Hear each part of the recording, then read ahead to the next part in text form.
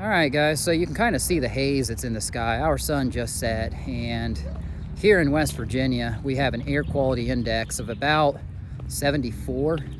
And in Indiana, where I used to live, I think it was like 90, 95. And neither one's great. You don't really notice it when you're breathing it. But if you look up and you see the haze, the worst of it was the last couple days with the sun. People were taking pictures of it and they didn't really know what was going on. They said, "What's going on with the sun?" I did it myself. I didn't know there were fires. But yeah, it looked like a big red fireball because the smoke as a haze kind of occults it a little bit. And these fires were set intentionally by Canadian military. And you ask yourself the question, well, why? And if you look at the province, which is the equivalent of an American state, that's Quebec. Well, what's in Quebec? Justin Trudeau.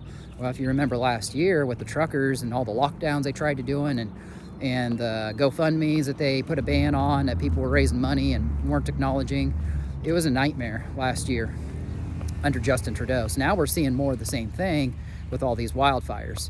And basically my theory is, well, they were all intentionally done. It's already been proven. There were 160 of them set within the manner of one day. I mean, it's obvious.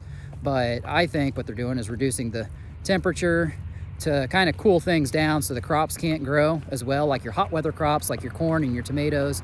Those are your big feeders when people grow in gardens and stuff.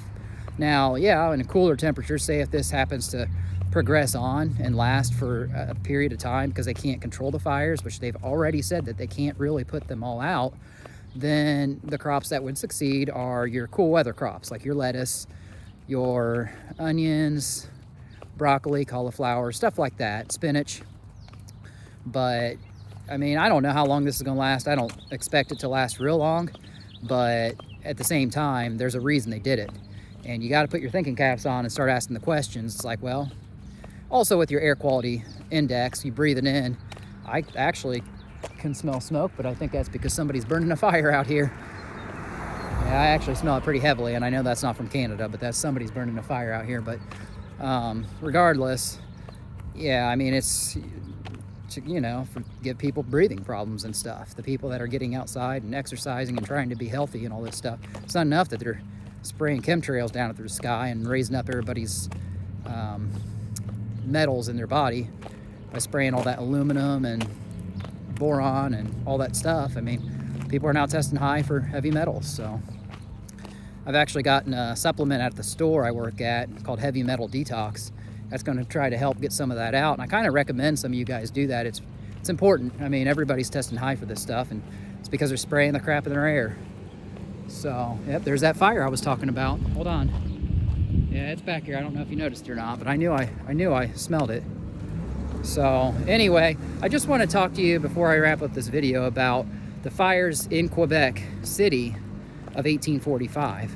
So, there's a city in that province called Quebec City. And in May 28th of 1845, there was a big fire that came from somebody like tanning leather hides or something, and the boiler broke out, and it engulfed a whole third of that city in one section of the city. And not 1 month later, on June 28th, another fire broke out, and they said it was from somebody setting ashes down on like a dung pile or something, which I believe it. That stuff's highly flammable, and kind of like this dog right here, how it takes a crap outside. Don't want to set any cigarettes on it.